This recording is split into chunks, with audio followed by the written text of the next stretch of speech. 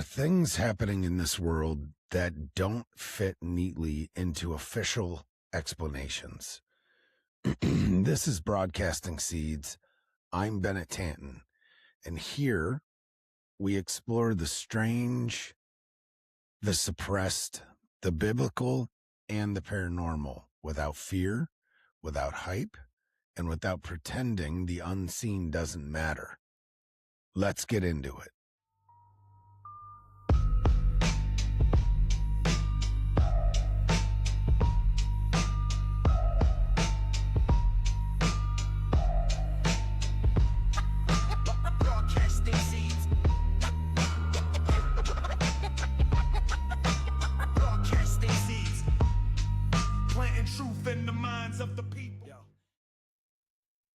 All right, everybody. Welcome back to another episode of Broadcasting Seeds. I am your host, Bennet Tanton, and today we have Justin Doc Brown from the Prometheus Lens podcast. Doc, probably everyone knows who you are on here, but for those that don't, tell us who you are and what you do.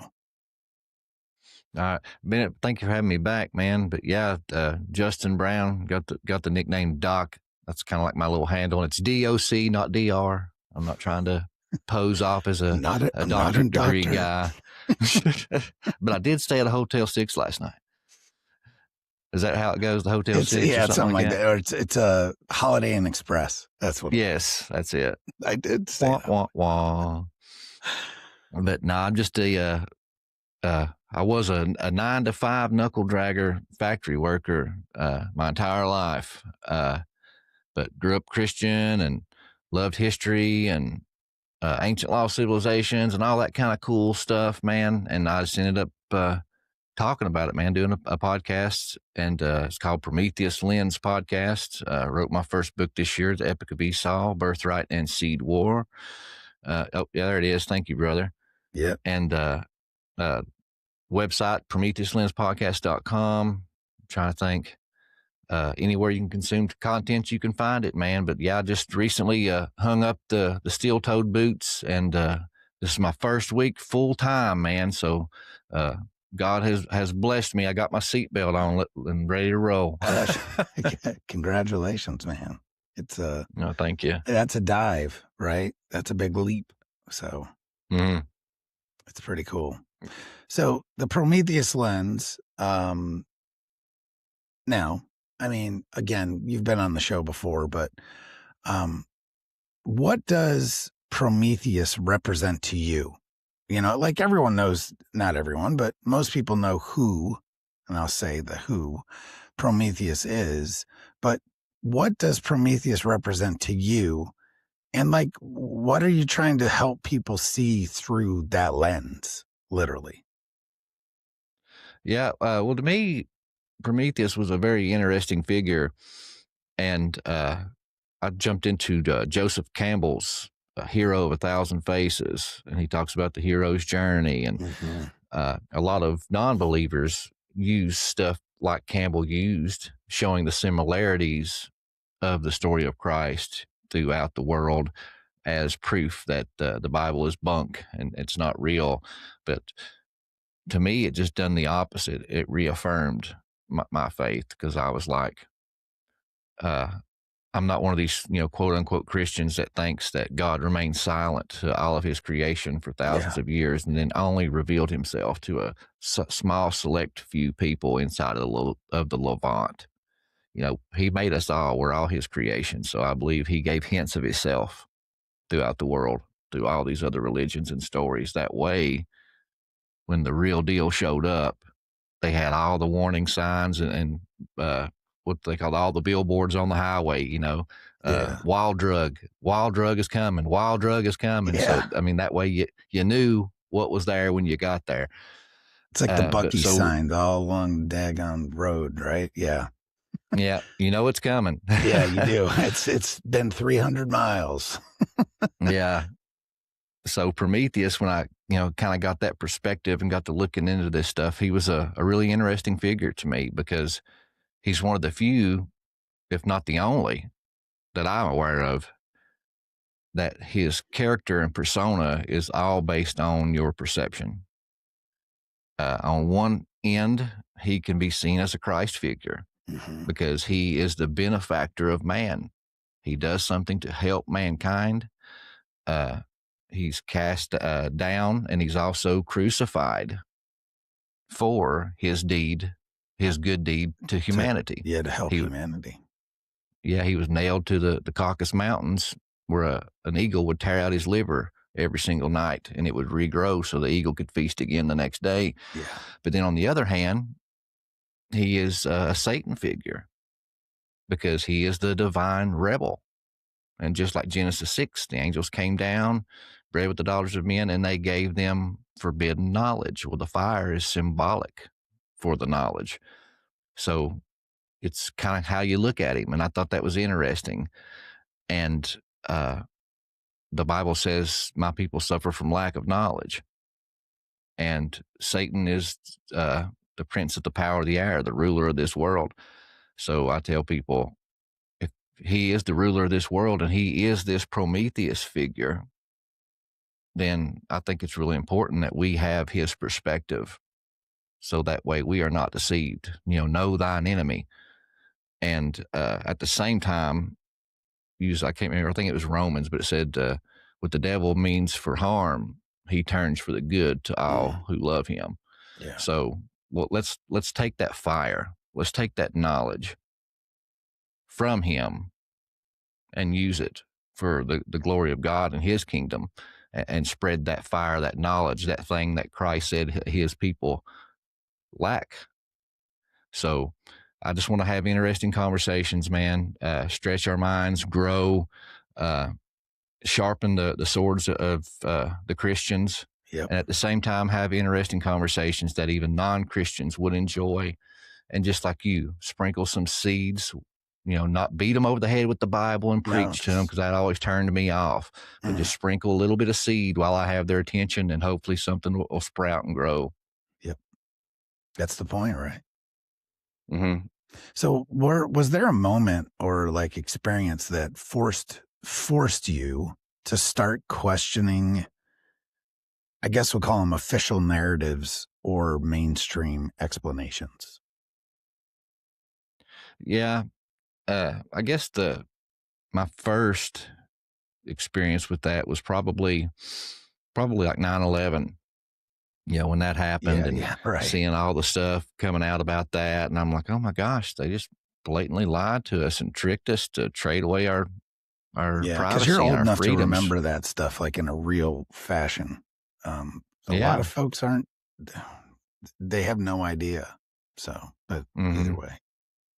But yeah, I've seen that, and I've always had trust issues and authority issues anyway.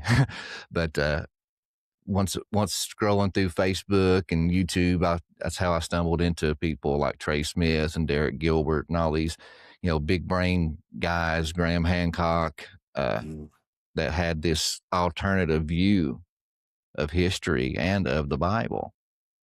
And so I already had that seed from 9/11. I'm like, I already know that we were being lied to and manipulated. Yeah. So let's seek this out. And once again, more often than not, man, when you relook at almost everything, it's been manipulated or you've been lied to or been skewed in the very least. So that's something I say in the show. It's when I open it up, I'm like, hey, we're going to take the Prometheus lens to re-examine everything. Yeah, for sure. I mean, so along those lines, you think knowledge is being, we know the answer. I know the answer.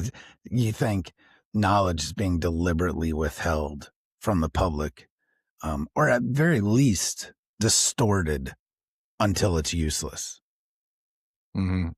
Yep. To use LA's term, it's being obfuscated from the people. Great. It's a great way to put it. Yeah. Got to throw around those $20 words every once in a while. Who do you think benefits most from people staying distracted instead of curious? Oh, the ones in the powers that be. It's kind of like, Solomon says nothing new is under the sun. Yeah.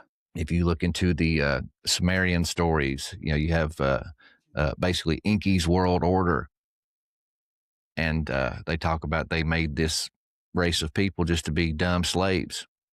They wanted them smart enough to complete their tasks and serve them, do the things they wanted them to do, but that's it. They didn't want them to have any more intellect to question what they're saying or uh, find a better way of life. They just wanted mindless slaves to do their bidding. Yeah.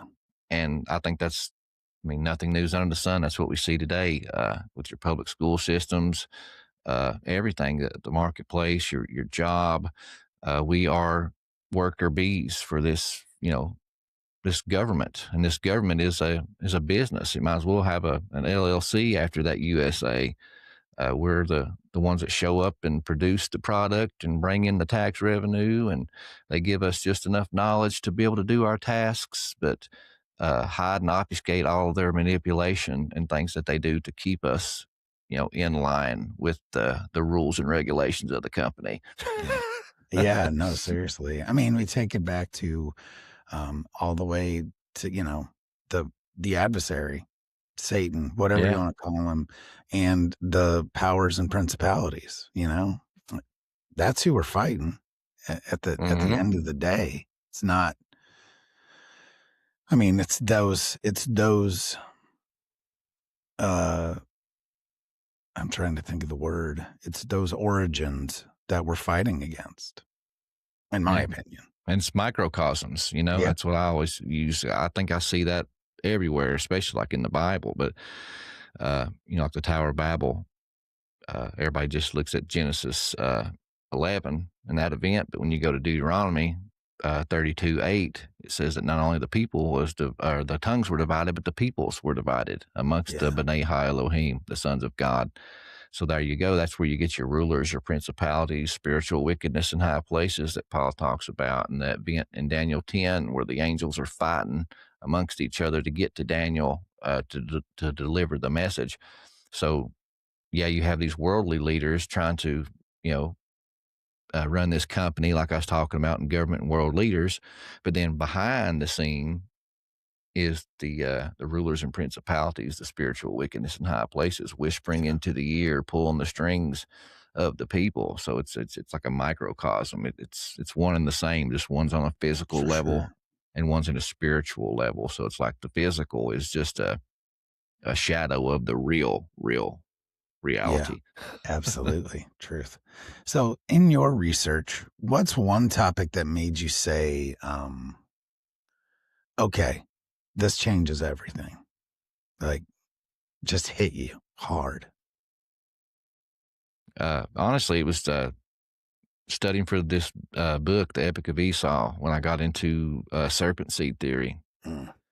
Man, that changed everything.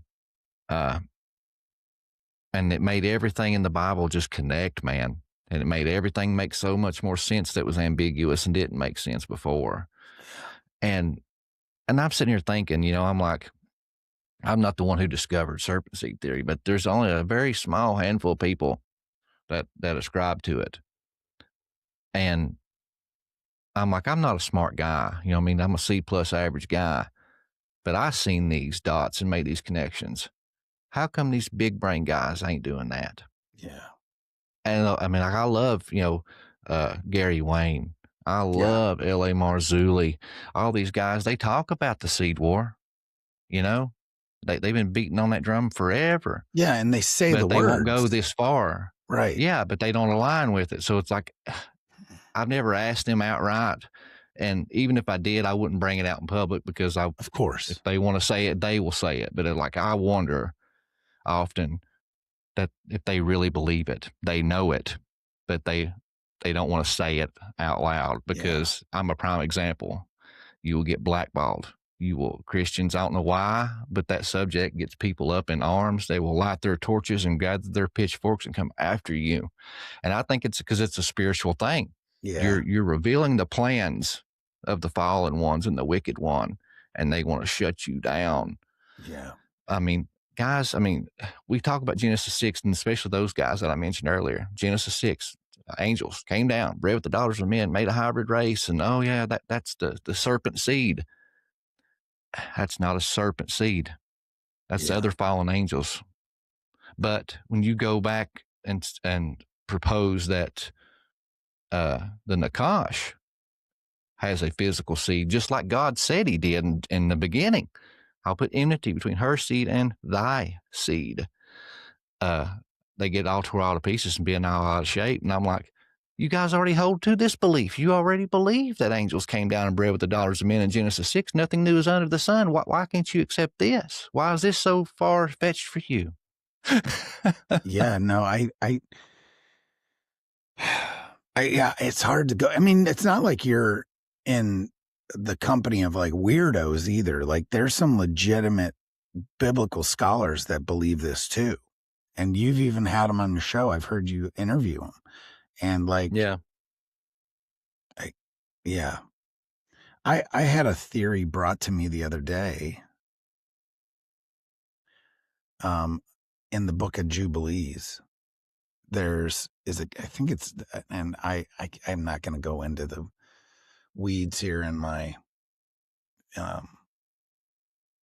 computer, but there's an angel named Gadriel that's talked about in the book of Jubilees. And part of that description of this angel, it says that he is the one that tempted Eve in the garden.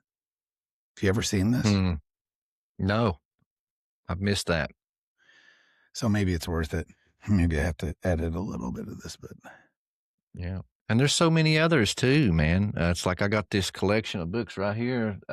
These are the writings of Rashi, and he was a Jewish rabbi, and he did translations of the Targums in the Old Testament, and even done commentaries. So that's the 5 books of the Torah, and it's all his breakdown and notes, study notes of the Targums and the 5 books of the Torah. And in there, he even talks about the serpent, the Nakash, looked at Eve with lust and wanted her for his wife. And there's stories like even after the garden, he's caught peeping on her while she's in the river bathing and all this kind of stuff. And there's the Targums of Jonathan come right out and says the angel of death, the viper of God, had a child with Eve, and that was Cain. I mean, it's all over the place, man. Okay, so it's actually not Jubilees. Even though he's brought up in Jubilees, it's the book of Enoch identifies the fallen watcher angel Gadriel as the specific figure who led Eve astray in the Garden of Eden, showing her the weapons of death and teaching humanity bloodshed. So there's either way, it says that Gadriel, not was the one, that specific figure who led Eve astray, which changes some things too. I mean, and again, you just have to use discernment and wonder, and unfortunately with a lot of books that even just aren't in the Bible, the Apocrypha or whatever you want to call them, you have to take some of it with a grain of salt, but some of it you don't. But it's also I feel like it's a license to pick and choose what you believe and what you don't. And then you get to cherry pick, right? So yeah, I've just found that was wild. Somebody brought that up to me the other day. I was like, what? So, because we were talking about the adversary of who Satan is. And what is the name of the adversary? Like everyone talks about Satan, but again, Satan is Satan. Satan's somewhat of a job title and things like that. Samael, when you get into Ginsburg, Legends of the Jews, and I can't remember if it's Jasher or not, but I know it's in Legends of the Jews. They say that the viper of God, the angel of death, was Samael, and that he was Esau's guardian angel. Right. And I mean, there is in that point too, I think. So it might have been in Jubilees where it actually gives you the hierarchy of the watchers. And I want to say it just gave you like a rundown of who was who. and it talked about the first was blah, blah, blah. And it was Samyaza, you know, and then it talks about the 10th was Azazel and, you know, things like that. So who the generals of these folks were. Yeah, and even in Enoch, too, if you pay attention, how I said earlier, everybody wants to talk about Genesis 6, and they believe in Genesis 6, angels breeding with men, making hybrid races, but they don't want to go there with the garden. Yeah. But when you go to Enoch, it pretty much tells you and confirms that, because if you look, there's this little ambiguous passage in there, but it says about the fallen angels. It says the fallen angels became subject to the adversary, to the Hasatan, the Nakash. Yep. So what does that mean? Yeah. It means he gave them an idea. He taught them something. So he's like, because, yeah, he did it first. He's like, hey, you know, this thing I did with Eve, you know, hey, let me show you. And it goes along with the promise, too, because the big promise, what does he say in the garden? He said, when you partake of this tree, ye shall be as gods. Yeah. Well, what does God do that none of the angelic host can do, or even them at that time? To create life. When they bred, they made life. They made children. Yeah, right. So he fulfilled his promise. Ye shall be as gods. And they couldn't do it before, because if they could, the curses that God gives wouldn't make sense. You know, if they could reproduce and have children already, why would God come up and say, cursed are you for the things you've done, and you will have painful menstruation. I will increase your pain in childbearing. I will put enmity between her seed and thy seed. It's all about sexual reproduction. They cover their sexual reproductive organs after they partake of this tree and God walks up. So it's like, I think it's pretty clear, man, for those with eyes to see and ears to hear. But it's like most things, he's not going to spell it out for you. It's there for those who look and read between the lines, because Proverbs even tells you it is the glory of God to what? To conceal a thing. But it is the glory of kings to search things out. Jesus taught in parables. Yeah. He didn't spell it out for them. And even the apostles, after he get done talking, they'd be like, you know, what were you talking about? And when he explained it, it was, you know what I mean? It was allegory. You had to dive in and pick it apart. And he said, I speak to them in allegories, because to them the mysteries have not been given. But the mysteries have been given to you, and you still ask me, Rabbi, Rabbi. Yeah. So do you believe, along the same line of questioning here, do you believe there are truths that humans aren't meant to access, or just truths that we're discouraged from touching? I think that there is some that we're not supposed to have, because the whole Genesis 6 thing, you know, it says that we were given forbidden knowledge, and it corrupted humanity ultimately enough to where they had to hit that reset button. But I do believe there's some that is discouraged too. You know, do not seek necromancers and sorcerers. But people do it all the time. But when they do, you know, they have those spiritual repercussions afterwards. And, you know, a lot of people want to look at God and be like, oh, he's a tyrant. He's, you know, this, don't do this, don't do that. It's a lot of don'ts. And as a child, you look at all your rules and don'ts that your parents say you can't do. You're like, oh, they're mean. They're stupid. They don't know what they're talking about. They're just mean. They don't want me to have fun.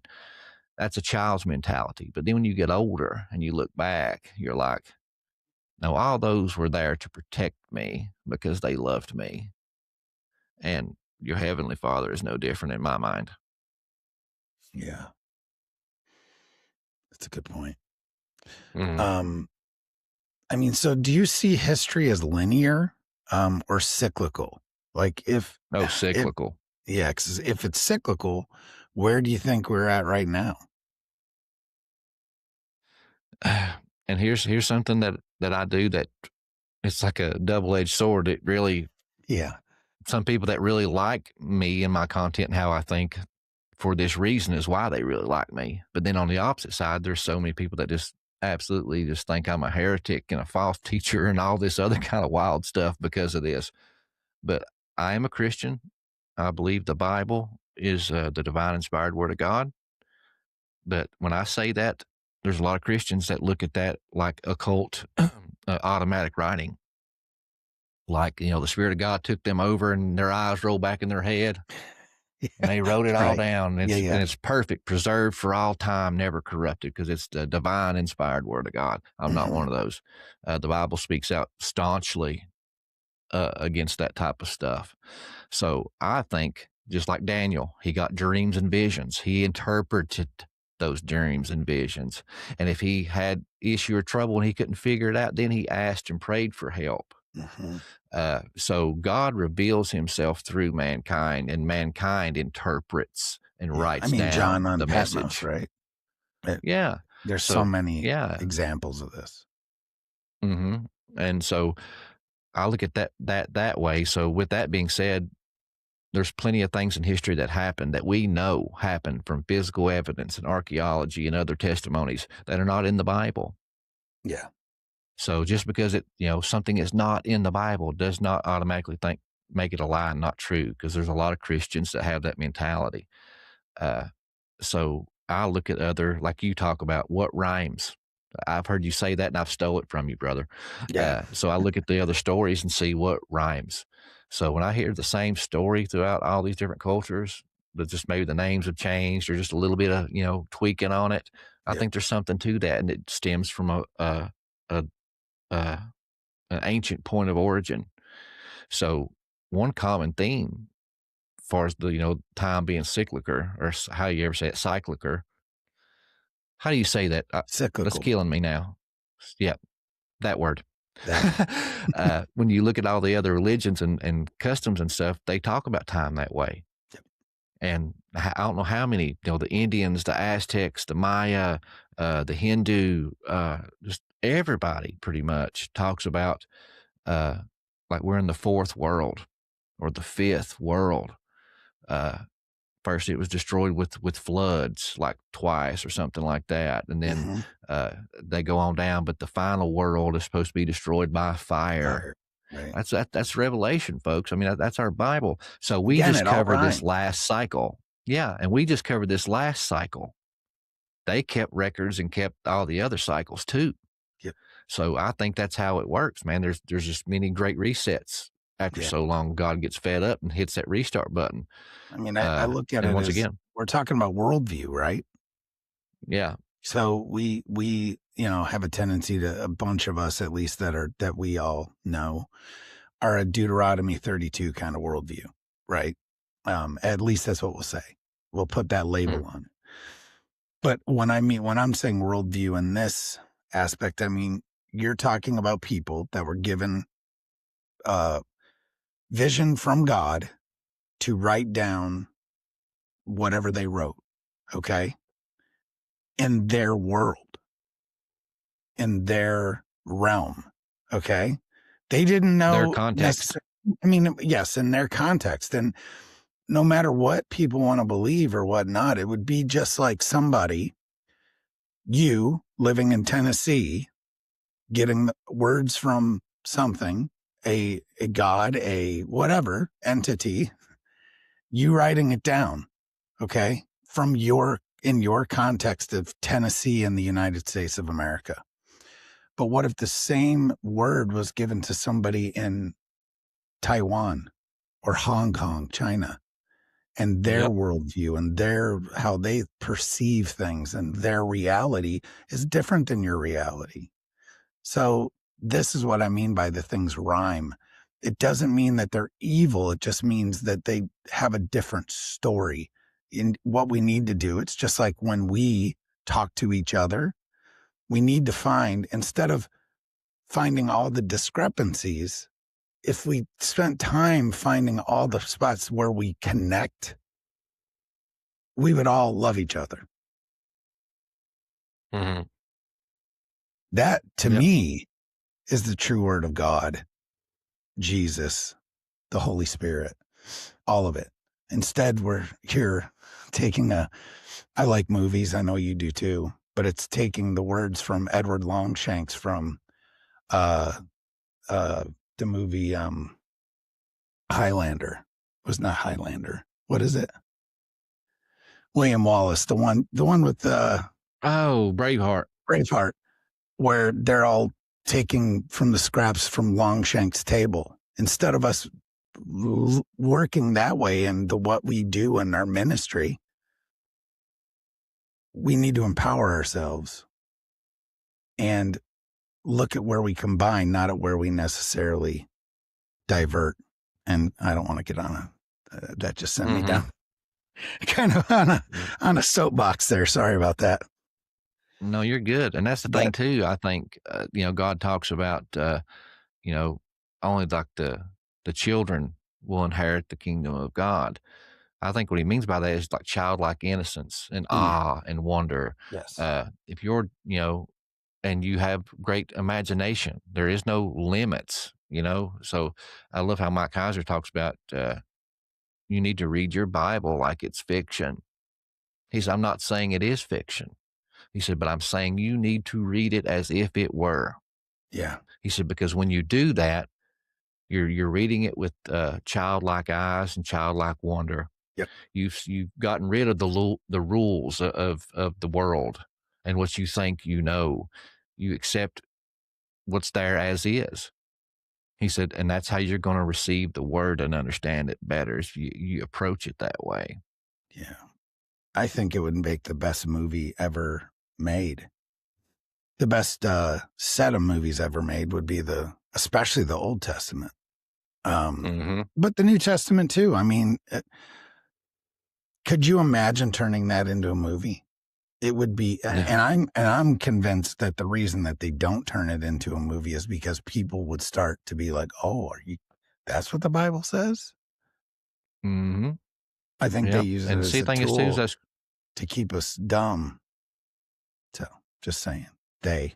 Oh yeah, real, they, whoever they be. But that's one thing too. Is I try to tell people, I am a very curious person. I mean, I'm not some genius, but I mean, I'm a fairly smart feller, and I like looking into this stuff. Yeah. But I come in with a bucket load of humility. I know I have more questions than I have answers, and I come in humble that I know nothing, with that childlike wonder and curiosity. Have a blank slate, lay it on me, and I'm ready to learn. But there's a lot of people have this really puffed up pride. Yeah. They got it all figured out. If you haven't noticed, folks, they know. Saying. Yeah.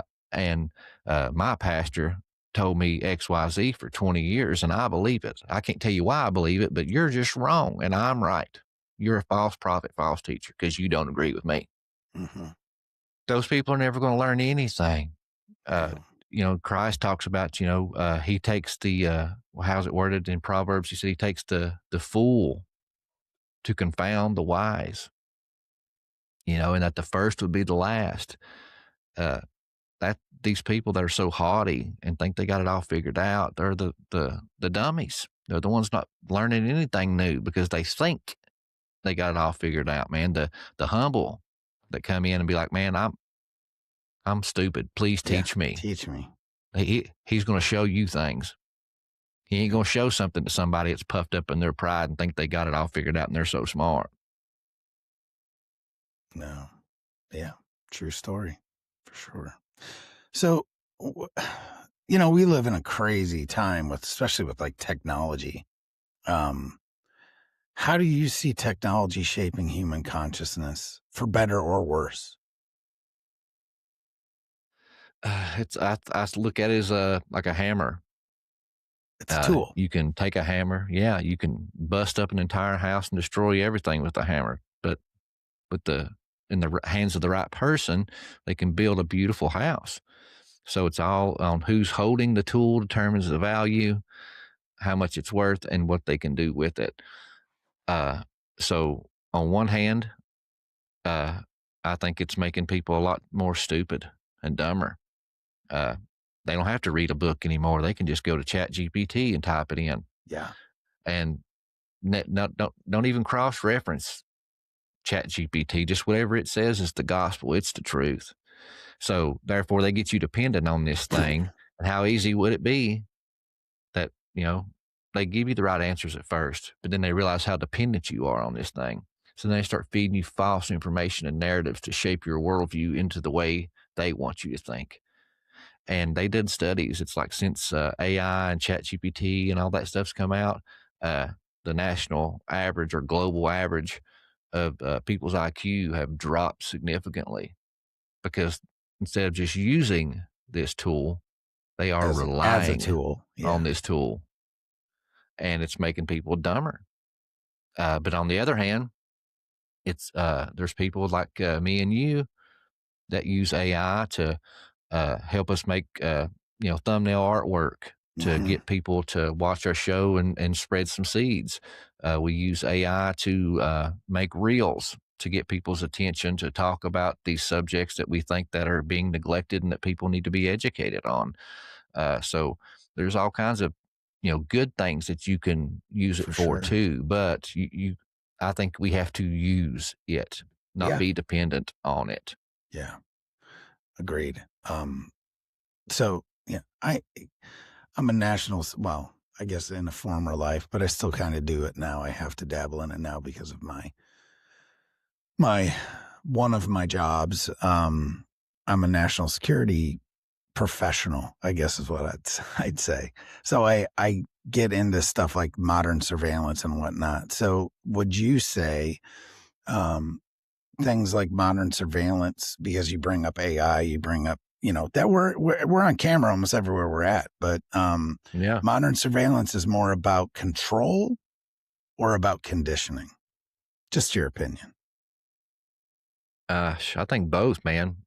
Number one, it conditions you to be a role model citizen because you're being watched. Stay in your lane, right? Yeah. You're going to be on your best behavior when you're being watched. Because what do they say when the father's away, the kids will play? Yeah. So I think that's part of it. But then on the other hand, it's setting up for control. I went on to Sean Atwood's show and we were kind of talking about that. And I was like, yeah, Palantir, the surveillance state and cameras on every corner. I said, you got your smartphones, you got your smart TVs, you got your smart cars, your smart watches. So yeah, all these tools make your life easier and more convenient, but you are trading your privacy and freedoms for comfort, or for the illusion of comfort and security. Yeah. And Franklin said it best. He said, and that they saw this back in the 1700s. He said, those who trade their freedoms for the illusion of security deserve neither. Yep. So they're everything. Where you drive, your driving patterns, the route you take to work, all that's being documented and mapped. The conversations you have on your phone and in your car using your hands-free Bluetooth devices that the government makes you use. They can tap into all that thanks to 9/11. They scared you enough to say, oh, well, we can't catch these guys because of your freedoms. Your freedoms are in the way. We can't listen to if we could listen to some phone conversations, we could have stopped this, guys. Oh, here, listen to our phone conversations. Please just keep us safe. And now with the AI, it makes it even easier for them to listen to it. So yeah. So you got all these things happening. They took away the gold, went to the Federal Reserve. Now they're starting to try to push to Bitcoin in this chain block system. They're going to know every dime you spend, your driving habits, what you talk about. I mean, they're going to know everything. So if you want to look at Revelation and the beast system, those, you can't buy, sell, or trade without this mark. Those who don't bow to the beast is going to be killed. Well, how are they going to know that you're not bowing? Because they got cameras on every corner and recording everything you say with your cell phone in your pocket. Well, and they control everything. As soon as you slide a debit card or use Apple Pay, they know exactly what is being spent. So yeah, and if you're not being a good little boy or girl, they shut down your account. And if you don't, the social credit stuff. This is all real, folks. It's all real. So they're just setting it up, and we could go down that, but that's a whole nother episode. Yeah, the truckers in Canada, prime example. They stood up Yeah. against Justin Trudeau, and they Yep. locked all their bank accounts, man. Yeah. Just insane craziness. So, with all this being said, we're talking about battles, right? The biggest battle right now, political, spiritual, or psychological, or is it something else entirely? In your opinion? To me, I mean, it's a mixture of all that stuff, but I think it stems back to spiritual, because I hold to that Deuteronomy 32 worldview. Yeah, yeah. Agreed. There's fallen sons of God ruling over the nations, and they're whispering into the ears of the kings and rulers, and that's a biblical thing, folks. If you go back and you look, Ezekiel 28, he's talking to the king of Tyre. And this is a real king. He's talking to this king, but then all of a sudden that language changes. He's like, "Oh, you were in Eden, perfect in all your ways, and you defiled your sanctuary." So therefore, he ain't talking to this king of Tyre no more. He's talking to the entity behind the king of Tyre. Then you get into Ezekiel, the condemnation to the Pharaoh of Egypt. He's talking to a Pharaoh. But then all of a sudden, it starts changing the language. Like, you are the most beautiful tree Yeah. in Eden. Yep. Your branches and furlongs went into the heavens, and all the trees of Eden looked at you with jealousy and envy for your beauty. He ain't talking to that king no more. So I think it all stems from that. The spiritual base, or Yes. foundation, right? Yeah, I Mhm. agree. Agreed. And what do you think people's what do you think the people misunderstand most about, I guess you could call it this, like, you hear the term awakening a lot right now. And we know we can feel something going on, right? Something's happening. Mhm. So I guess awakening is as good a term as any, but what do you think people misunderstand most about this awakening and this time that we're in? I'm making you think today, brother. Yeah. I guess with me is there's always two sides to every coin, and the devil will give you truths. These fallen sons of God will give you truths. They do.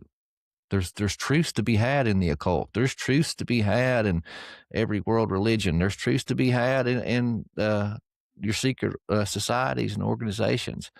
But there's more often than not, especially when it's not from God, you get 3 or 4 truths, like you had said earlier, find that common ground, then you trust them, you build rapport. So they'll give you 3 or 4 truths to make you feel good and smart, and then they'll feed you the big lie that follows. Oh, So there's a lot of people getting this awakening, but they're getting it from the wrong side, because they've gotten some truths, yeah. but those truths are followed by the big lie. And I blame the church.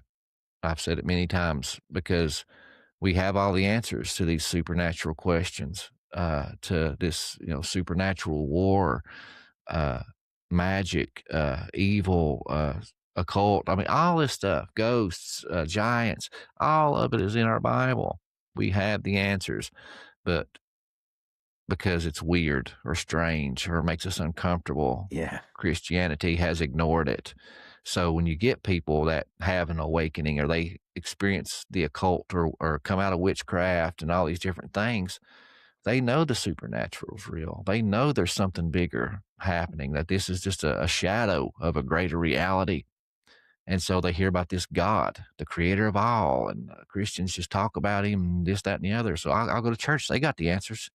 Mm. And they come out of the occult. They've seen Yeah, magic. They've seen all this they're stuff. supposed to have the answers, right? Yeah. And then they look at them like they're crazy. And they're like, "Oh, that stuff ain't real." People write about that and make up stuff to sell books. That stuff ain't real. And they know it's real. Yeah. So what are they going to do? They're going to go to the talking head down the street that's got the copper triangles, and sitting in and meditating and doing astral projection and taking some ayahuasca, talking to the gods, because Yeah. they know this stuff's real and they're talking about it, but they're feeding you the wrong information. But when you're looking, you're going to go to where whoever's serving. So us Christians, I mean, which we are, we're doing better. But yeah, we need to talk about these things and give them the right information Yeah. because the people that are searching are going to go wherever they can be fed. Yeah, for sure. Well, you bring up truth. I haven't really beaten my audience to death with it yet, but it's in a couple, because I explained to you that I've done like 20 interviews this month, right? Mm-hmm. And this is like the third podcast that I'm going to bring it up in, where it talks about truth and some of the most profound truth that I've been hit with my entire life. Well, it's probably the most profound truth I got hit with. And I think the first time I ever brought it up was on an episode of Treble Garcia, a guy that you and I both know. But I'm going to give context to the story now. Is I was deployed in the army to the Sinai Peninsula in Egypt. This is right around the time of 9/11. I was in Egypt when 9/11 happened. So, with that being said, being in Egypt, we had access and were given the ability to go to go visit some of these ancient sites and go into Israel as well.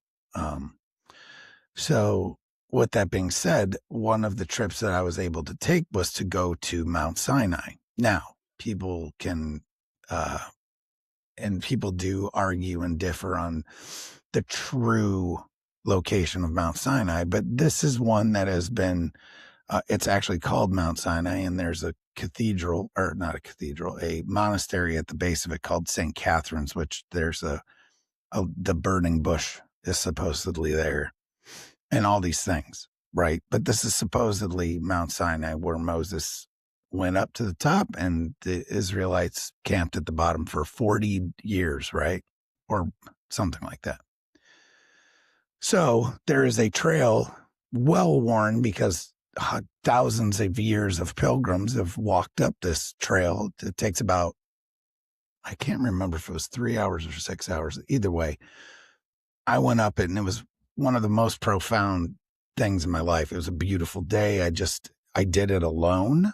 And I walked up Mount Sinai, got to the top, and I remember looking out over the desert, because essentially it's just desert, looking out over deserts as far as the eye can see. And I had the words enter my head, that service without truth is slavery. Hmm. That's that's what hit me. And that day is, I think I heard you say that in a clip. Yeah. And essentially that's the day I decided I was getting out of the military.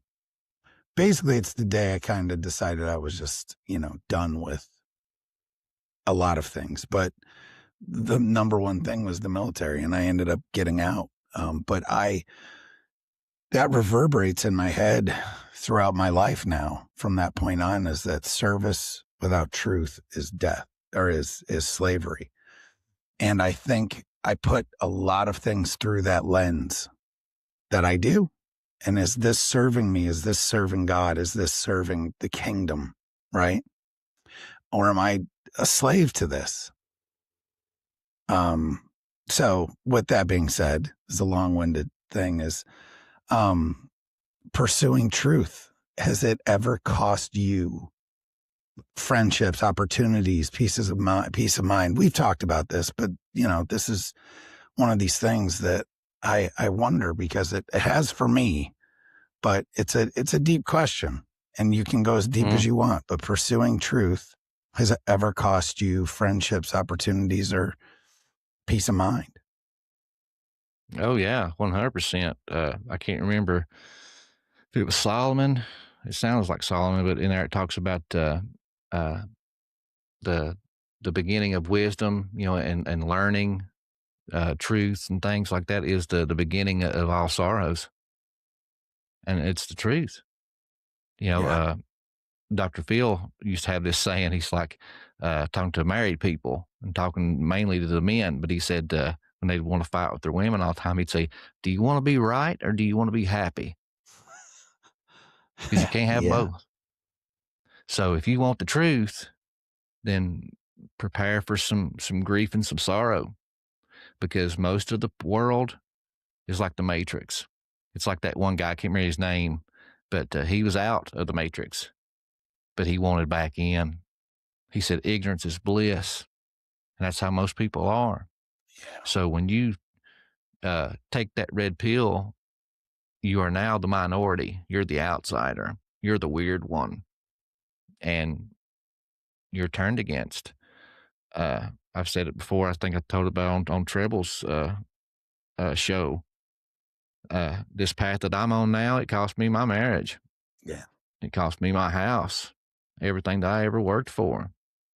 I had a real close friend when we started going down to first started podcasting. He was not a Christian. I grew up with him my whole life, worked on him, witnessed to him. He finally became a Christian, and we started going, but he didn't get his foundation in Christ. He just wanted to try to run with me. Oh, giants, fallen angels. And the next thing you know, he one internet personality winds up with another. And now, next thing you know, he's into flat earth and Hebrew roots. And Jesus is the Antichrist. And wow, he went all in. We need to, yes, we need to worship on Saturdays, blow our trumpets, and observe all the feasts and holy days, don't eat pork, and Jesus is the Antichrist. He's the one leading everyone astray. He's the one that stood in the temple and proclaimed to be God, and all this stuff. So it cost me a lifelong friendship. This whole seed war thing I talked about in my book, I knew that when I found this, that if I spoke it, put it in a book, I was going to be ostracized and I was going to pay for it. But it was just more important to me to know the truth and to put it out there for those that want the truth. There's going to be many, like I said, the majority don't want it. And I knew, but I went on real big, I've recorded with really big name shows, like my bucket list shows, record it and it's ready to go. And then someone reach out to them and tell them that I'm a serpent seed guy. Then they'll email me. Hey, do you believe in the serpent seed? Someone told us you believe in the serpent seed, even though we didn't even talk about it in that episode. Yeah. It'll get pulled because of what I believe. I've had many people unfollow me, call me false prophet and all this other kind of stuff, and not work with me anymore on my show and come in for interviews because of the stuff that I researched and talked about. Truth. Nothing in life is free, folks. True story. That's the truth for sure. How do you personally stay grounded? Like because you research some heavy, unsettling topics, right? You've opened the can on that, so you kind of don't, you're headed down rabbit holes that some people don't. But how do you stay grounded while researching these heavy topics? I guess with me is because I talked about, my other friend, he didn't have his foundation. So it's like he jumped straight into the deep end where the sharks and whales were and no life preserver. Right. And he drowned. You've got to have your foundation. There's all kinds. Jesus told parables, the man that built his house on the sand and the man that built his house on the rock. That rock is Jesus Christ. So he's your foundation stone. He even says that, he's the cornerstone that the builders rejected. So you have to have your foundation before you ever try to build some big, tall skyscraper full of Nephilim giants, fallen angels, and all this cool stuff. Yeah, because it is cool. Or you'll be really led astray. Cool. Mm-hmm.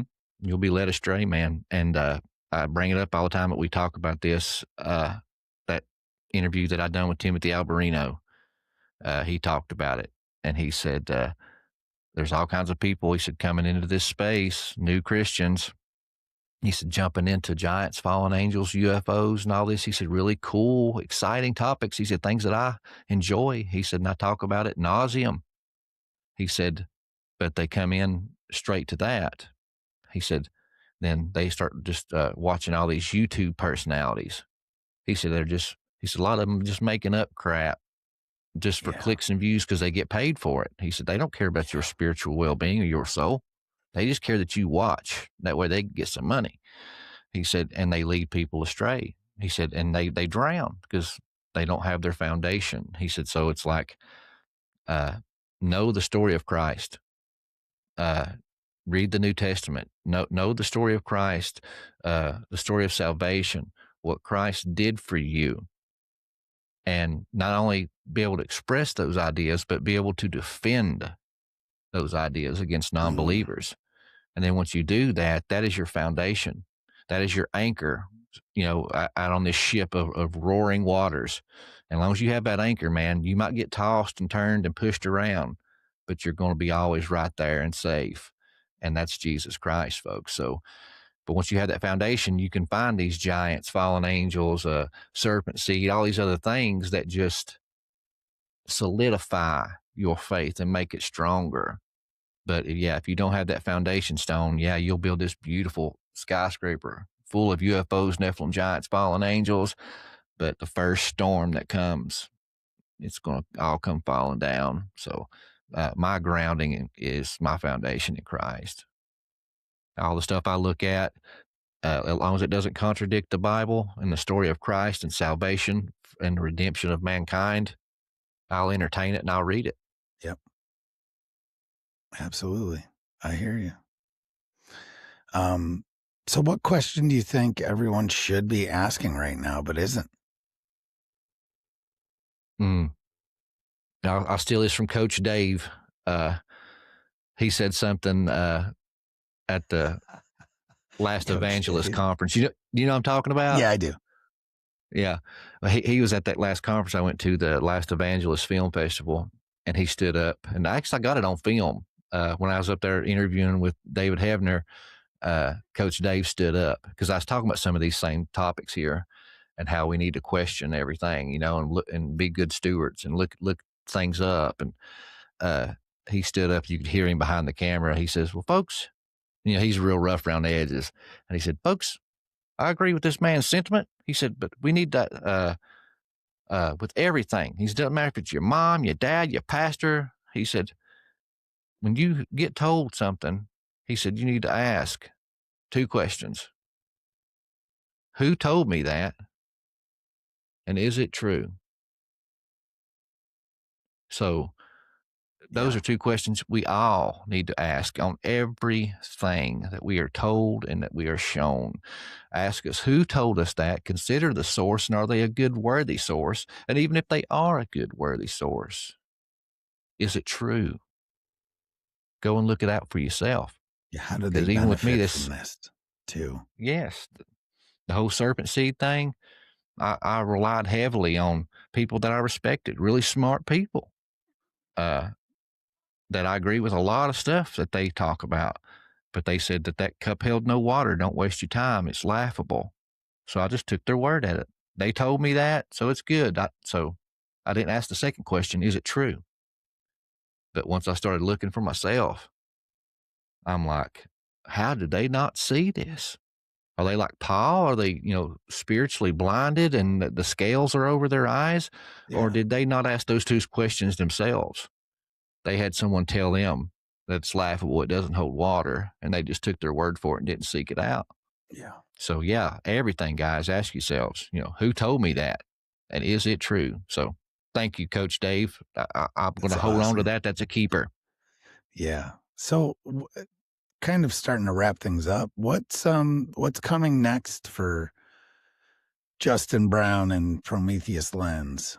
What you got cooking over there, Doc? I got a lot of stuff I want to do. And I think we were talking pre-roll. It's kind of like you make some really good paintings. Yep. With what little bit of free time you have. But then all of a sudden someone, pays all your debt off and says, okay, I love your work. So now you just focus on your work. You're like, oh man, I can just do this all the time now. And then you're staring at a bunch of blank canvases and you're like, oh my God, where do I start? What do I do? It's like you have so many choices, you're frozen. So analysis I got a couple books. Yeah. I got a couple books in my head that I've been wanting to write ever since I released that first one. Mm-hmm. So now I have the time to write those. I have filmed 3 or 4 documentaries already. I just never had the time to put them together.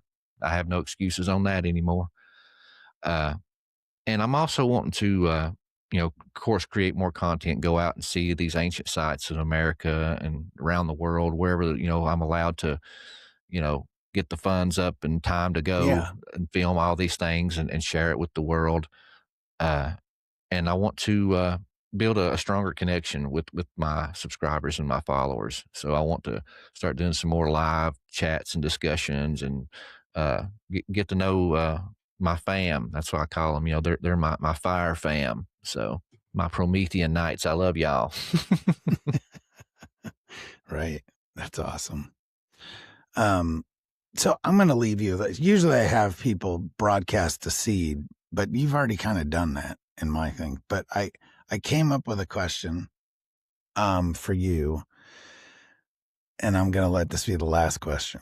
So if Prometheus were alive today, who would he be stealing fire from, and what would that fire actually be?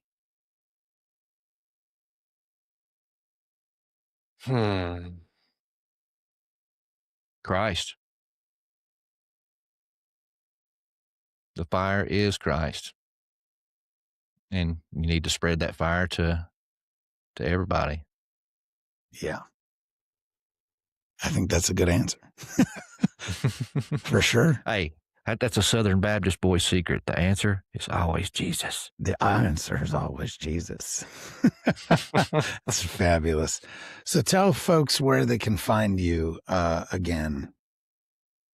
Well, thank you, man. I really appreciate the conversation. And yeah, you've made my brain hurt today. It's like I'm used to that's what I try having a subject searched out and just be able to do my routine and get off the stage, But I enjoyed it, man. But yeah, Prometheus Lens podcast, anywhere you consume content, Apple, Spotify, Spreaker, YouTube, all those things. Same thing with the social medias. Just search up Prometheus Lens Podcast, website, PrometheusLensPodcast.com. Sign up for the newsletter. You get a couple free chapters of my book and a 30-day subscription to Supercast, and that gives you ad-free listing experience for 30 days. You can get a signed copy of my book on there. Just send me some money through PayPal, and I send out sticker packs and things like that if you go that route. Or you can just go to Amazon and get it there. It's also out on audiobook. So if you can't read or don't want to read, you are without an excuse now. You can go to your Audible app and get me reading the book to you. So it's no AI stuff. Terrifying. Yeah. And but yeah, man, that's it, man. Just if you like this kind of stuff, man, join us on the hero's journey, man. Let's steal some fire and spread it around. Sure. Awesome. It's always a pleasure, man. No, I always enjoy it, man. We need to hang out again. That conference up at Gatlinburg, that was awesome hanging out with you and getting to meet you. We'll figure it out this year. Get at least an event or something together to do together. So, all right, man. Talk to you soon. Let's see, man.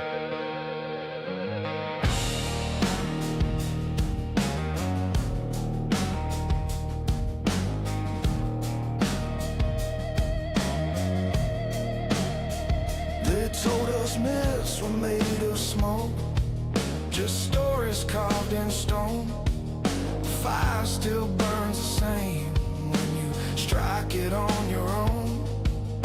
Crowns built out of borrowed light, thrones wired into fear. Truth chained high on mountain walls while vultures circle near. If knowledge is a crime, we were guilty from the start. They don't fear the questions, they fear the spark.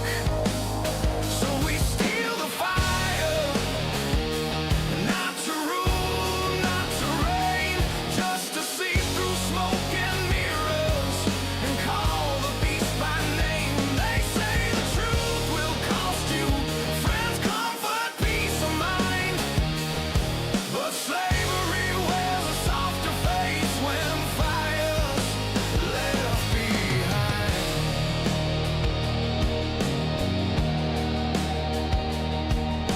Tongues were split and lines were drawn, watchers set to rule. Whispers fed into the thrones while schools trained obedient fools. Serpents don't just lie with